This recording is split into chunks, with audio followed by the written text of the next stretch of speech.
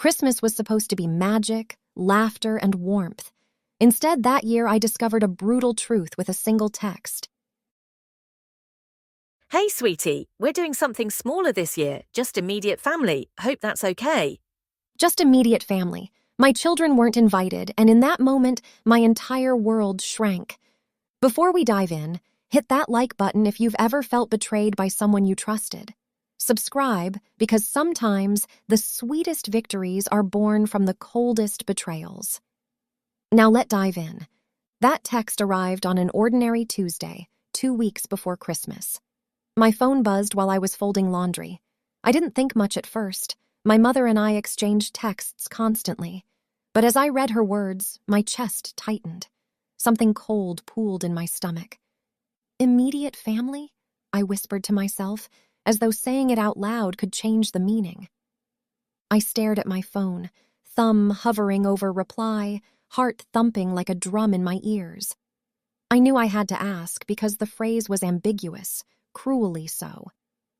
"Who exactly is coming?" I typed, fingers trembling, then hit send. Hours later, the reply came. "Just David and Clara and the kids. It's easier that way. You know how crowded it gets." David, my older brother, golden boy since birth, the kind of man whose laughter fills a room before he even enters.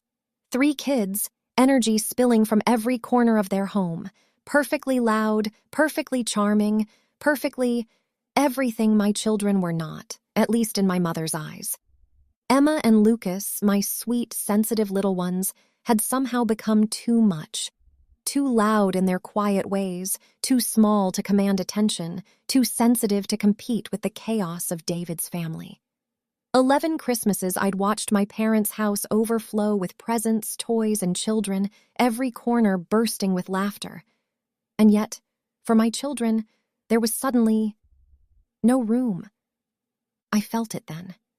That tightness in my chest that makes you feel like you're swallowing glass. My hands shook slightly. Mark, my husband, noticed immediately.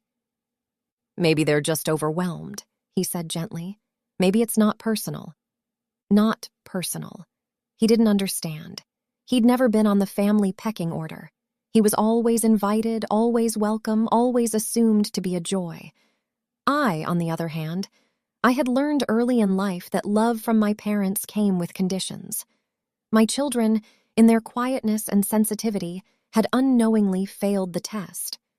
I didn't reply. I didn't cry. I didn't scream. I folded that text into a corner of my mind and carried it like a stone in my chest. That night, I tucked Emma and Lucas into bed. They noticed my silence but didn't ask too many questions. I told them we'd have a quiet Christmas, just the 4 of us. They nodded, their little faces accepting. A quiet resilience I had not taught them. It had been born of necessity. Sometimes love comes with conditions. Sometimes even family isn't safe. The days leading up to Christmas were a strange mixture of preparation and wait.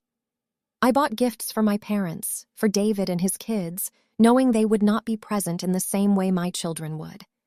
I watched the packages pile up under our tree, each one a symbol of what was expected of me: silent compliance, unacknowledged sacrifice. On Christmas Eve, we loaded the car and drove to their house. I expected chaos. I expected cold dismissal, but nothing could have prepared me for the sight that awaited. The street was lined with cars, headlights glinting in the snow. The front door was wide open despite the freezing night. Inside, a perfect scene: laughter, music, the smell of roasted ham filling every corner. David's children tore through the living room, paper flying like confetti. My parents, smiling and unaware, captured every moment on camera. No room, not for my children. I turned, walked back to the car, and reloaded every gift, every single one. I didn't speak, I didn't cry, I didn't yell. We drove home in silence, but I wasn't angry, not yet. I was past anger. I was entering something colder: resolution. Christmas morning arrived. I watched Emma and Lucas approach the tree with tentative hope, still half expecting someone to come and tell them it had all been a mistake. It wasn't. And I realized then that their disappointment, The injustice of being invisible needed acknowledgement. So I posted a simple photo of the untouched gifts under our tree, every adult in the family tagged. Funny how some kids get to be the center of Christmas while others get quietly uninvited because there's not enough room. Hope everyone enjoyed the space. We sure did, just us and the truth this year. The messages came immediately. David demanded an explanation. Clara lectured on fairness. My mother called and I didn't answer. There was no apology, no acknowledgement of the children, nothing but silence and excuses. That night, I posted again. This time I addressed the real victims. If you want this gone, you'll need to say something real to them, not to me. You know where to find us. Mark received a call from my father proposing a family meeting. Mark said no. That's when it hit me fully. The silence was deliberate. The absence of my children, intentional. And I felt, for the first time in years, the thrilling pulse of quiet, righteous anger. Weeks later, a glittering invitation arrived. David and Clara's child was turning 10. Bounce house, magician, cotton candy, all the works. All cousins welcome. Emma and Lucas looked at me. Their eyes didn't light up. They had already understood the truth. Love from this family was conditional, performative, and never for them. Lucas asked quietly, "Will Grandma and Grandpa be there?" "Yes," I said. He looked down at the floor. "I don't want to go," he said. And I knew then. We were finally done chasing approval that had never been ours.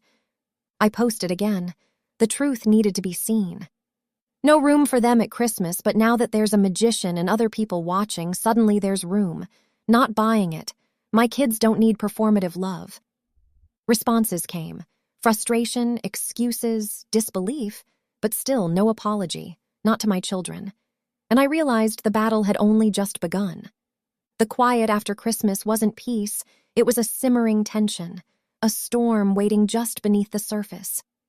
Every day I watched Emma and Lucas live their little lives with honesty and joy, even as the absence of my parents and brother lingered like a shadow.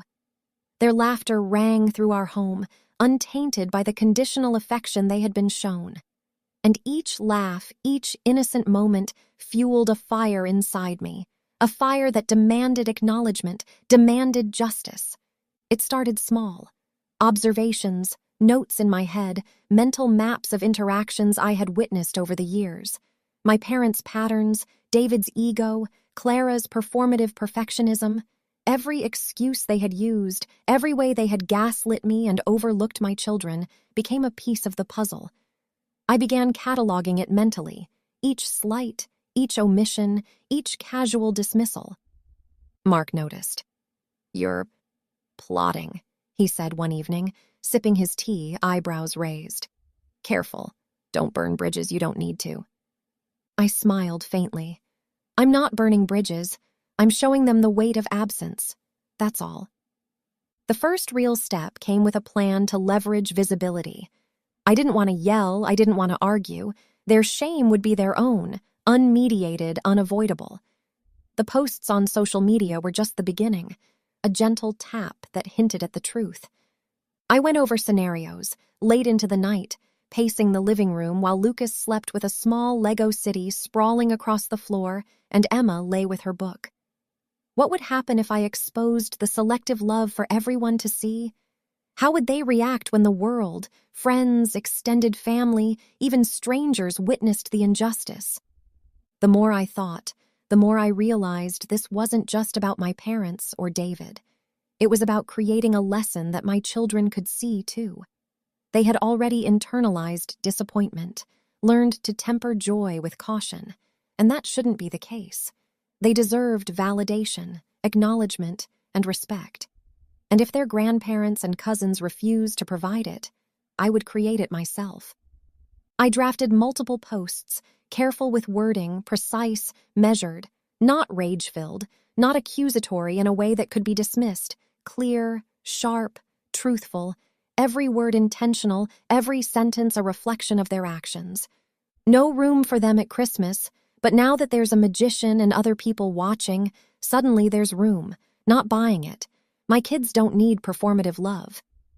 Reading it aloud to Mark late at night, I felt a thrill, not from cruelty, but from control. This was no longer about my children being excluded. It was about reclaiming agency, about restoring justice in a world that had ignored their worth. The day of the party arrived with a crisp, cold dawn. Snow dusted the streets and rooftops, glittering in the weak winter sunlight, a cruelly beautiful backdrop for what was about to unfold. David and Clara's house would be filled with children screaming with excitement, sugar-fueled energy bouncing off the walls, and parents showing off, proud of their perfectly curated event. But I didn't need spectacle. My weapon wasn't noise. It was truth. I sat at the kitchen table, Emma curled up reading beside me, Lucas methodically constructing a Lego fortress. Mark hovered in the background, a quiet witness, knowing what was coming would be both precise and inevitable. I opened my laptop, took a deep breath, and published the first post. A photo of the untouched Christmas gifts appeared online, accompanied by the caption I had rehearsed endlessly. No room for them at Christmas, just immediate family apparently, but the children left at home still deserve to be seen. My kids don't need performative love. Almost immediately, notifications flooded in. Comments from friends, acquaintances, extended family, all astonished, some outraged, some sympathetic. The ripple was immediate, and as expected, David and Clara were the first to react. David's message came short and sharp. "What the hell is this about? Explain yourself." Clara followed with a string of angry texts, almost theatrical in her indignation. "Seriously? You're making this public? How dare you paint us like this?" And yet not one word of acknowledgement for my children, not a single apology directed at Emma or Lucas. That I had anticipated. I waited. Patience was key. The second post was more pointed, written directly for them. "If you want this gone, say something real to them, not to me. Look them in the eye. Admit you were wrong. Only then will this post come down." Then I watched, quietly, as the tension unfolded. My phone buzzed incessantly, friends messaging in shock, distant relatives asking what had happened, even neighbors chiming in. The truth, once unleashed, spread faster than I could have imagined. Hours later, my mother called Mark.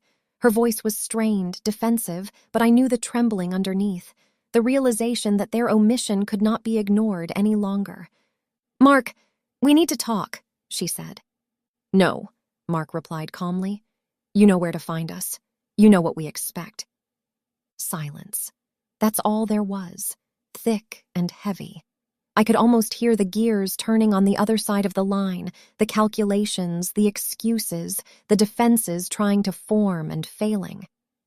Meanwhile, Emma and Lucas went about their day, blissfully unaware that the world was beginning to acknowledge the injustice they had suffered.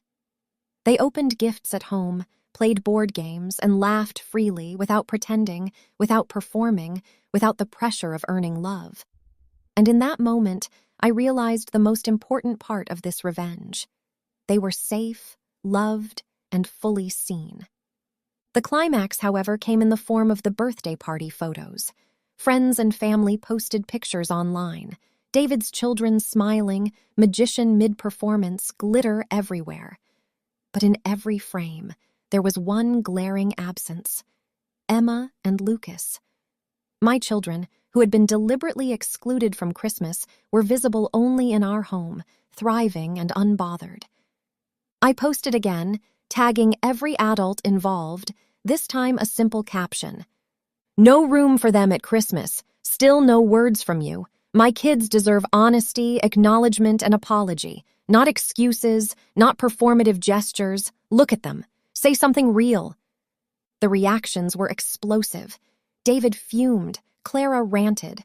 My parents called, pleaded, deflected, tried every tactic, but still they had not addressed the children directly. And that was when it hit me.